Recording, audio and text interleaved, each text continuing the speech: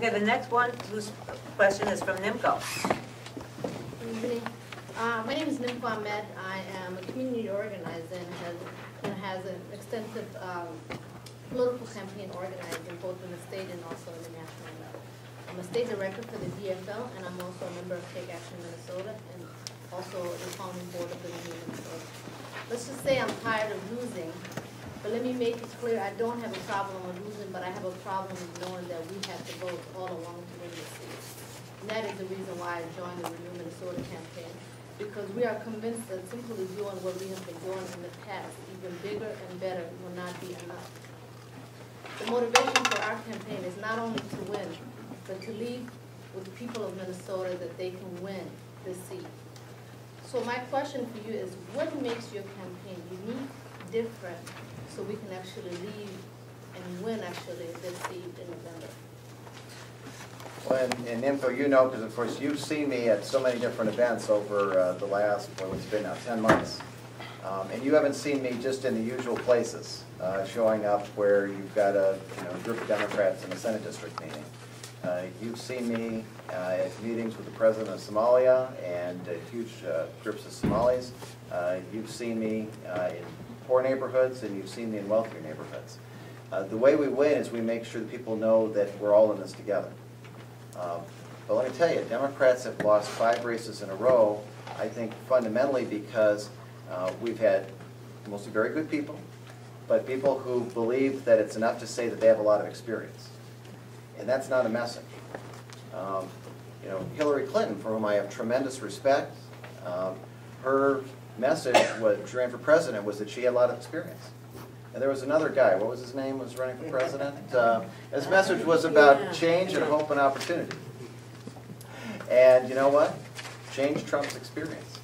And a message trumps no message. Republicans always have a message. They're running for dog catcher or president of the United States, they have the same message. They're going to cut taxes and they're going to cut government. Apparently government's going to start chasing people in their private lives, but that's a different issue. But they always have a message, and Democrats haven't had a message. I founded Minnesota 2020 because I believe that progressives had to have a message and had to be focused on where they're going. And I was criticized actually, and I forget where it was, at a forum recently where people said, you keep talking about the same things. I said, you know what? It's about having a message. My message is that we're an opportunity society, and how are we going to create those opportunities? We're going to create it by growing our economy. And how do you grow it? You don't talk about a million little pilot programs. You grow the economy through the new clean energy economy. We pay ourselves for our energy, as opposed to paying dictators and other folks in the Middle East, or coal barons in Montana, or natural gas owners down in Louisiana. We pay ourselves, and we do it through wind and solar and conservation and the next generations of biomass. And when you pay yourself for your energy, which is billions of dollars, you grow an economy. And we're going to have to raise some revenue as well. And what do we invest in? We invest in our future, which is our young people. And we invest in people who have needs to make sure that everyone gets lifted up. But it's a clear message about opportunity and about hope, and it's achievable. And we don't need it through the federal government, and we don't need it through others. We can do it ourselves. And that's the message. Okay, I got a follow-up question for you. The last couple of elections we lost by just very, very slim margins. But we're going to have to do something different. We're going to have to bring new people in. We're going to have to attract people that maybe we don't normally in the governor's race, especially. What are your plans to attract, like, historically disenfranchised people, first-time voters, the Obama supporters who came out for that race but might not come out for the next, independents, disenchanted Republicans? Well, first and most important thing, people are only going to vote for a candidate who's got a message. And I think the message of opportunity, the new clean energy economy, which I think folks in Minnesota understand, that creates jobs. That is a future. It's not a scattershot approach. A governor can't do everything. You have to have a strategy of how you move your way forward, and I believe the clean energy economy is about that. And then you have to reach out to all communities. Our governor candidates, a lot of good folks there, but they've tended to say, well, if we win at Minneapolis, St. Paul, and the Iron Range, I guess someone will win. And that's not the winning strategy. The Rochester paper a couple of weeks ago said, Matt Entenza seems to live in Rochester, because I'm there all the time. And I know most of you are from the cities, but I'm going to tell you, in greater Minnesota, there's a feeling that the DFL isn't necessarily paying attention. And I've been there, and going there consistently. as a legislative leader with 2020 and now. And that's what we have to do, and that means different groups, the communities of color, and it means the whole state. And we can win when we talk to the whole state. Okay. And so our last question comes from, the second questions come from Bernie. Hi, Matt. Everybody.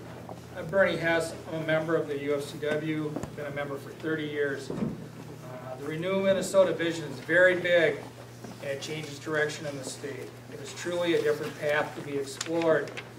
The reNEW vision calls for restructuring of who holds power in the state, the role of government, the essence of democracy. I'm excited about this vision, but quite frankly, I'm tired of the same old politics that benefit a few at the expense of the rest of us. The vision of Minnesota will not be achieved overnight and will take years to accomplish, but we need to make bold changes in the next 4 years.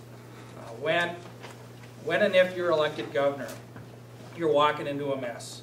Yesterday was not good news. What will you do to make sure you keep your eye on our reNEW vision and not be derailed to deal with the mess that you're going to walk into? Plainly put, you're walking into a world of hurt with no easy solutions. How do you juggle that and not park the reNEW bus?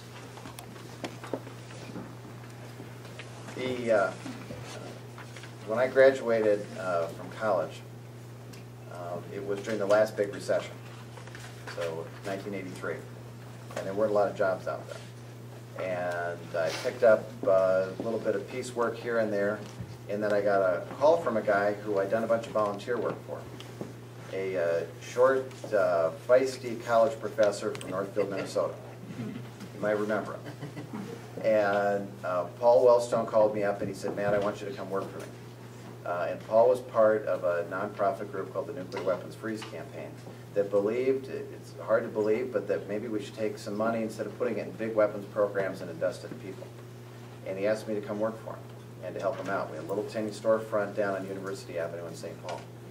And Paul inspired me and helped me to become a good community organizer, taught me about the state, and taught me about the importance of always having your vision out there. And everything I've done in public policy came from the lessons that I learned from Paul. And you know what? Paul, till the day he died, never forgot that. Never forgot where he came from. Some folks have said, "Why do you always talk about Worthington?" Well, I talk about Worthington because I don't forget that that's the town and this is the state that made it possible for me, a kid in a single-parent family with not a lot of opportunities, to be able to make something of myself. Because I grew up at a time when the state actually did help its schools well, and when our public universities were properly supported, and at a time when healthcare seemed like we were going to close the gap and everybody could help it, could have it, and we had the Minnesota Miracle. And you saw, and Bernie, you were around for it, you saw the kind of leader I was. I took us out of the minority and set things up so we could get the majority. And as governor, my goal is not to spend my time at the Capitol. If you spend all your time at the Capitol, what do you mostly see? You see suits that are paid a lot more than anybody in this room telling you what the priorities are. My priority is going to be in places like this hall, or UFCW halls, or back home in Worthington, and making sure that I'm hearing from folks like this.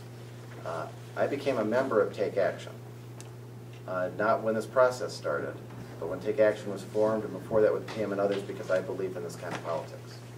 And I challenge anyone else who's running to show that level and depth of commitment through time.